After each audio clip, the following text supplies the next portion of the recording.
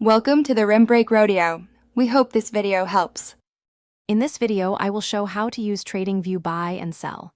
Click the chart to set up a trading panel, then connect your broker or use paper trading for practice. Adjust order size, stop loss, and take profit levels before placing a trade. Use the replay tool to test entries and exits and refine timing. Keep risk per trade consistent and review trades after market close for steady improvement.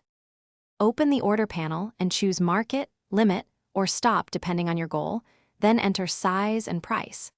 Double-check leverage and margin settings if you trade derivatives to avoid surprises. Use one-click trading for quicker entries, but only activate it when you have a clear plan.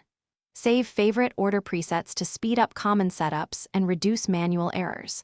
Review order confirmations to ensure fills match intentions. If this video is helping you, please subscribe and like for more practical guides and support. Quick recommendation: life's too short for a stinky car. Grab Little Tree's Black Ice to keep your ride smelling crisp between sessions. It pairs surprisingly well with caffeine and late charts.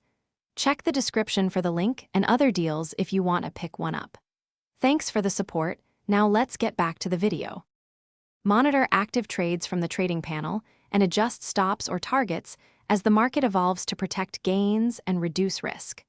Move trailing stops gradually based on volatility or indicator signals rather than emotions. Scale out of positions if partial profits fit your plan and avoid impulsive reversals.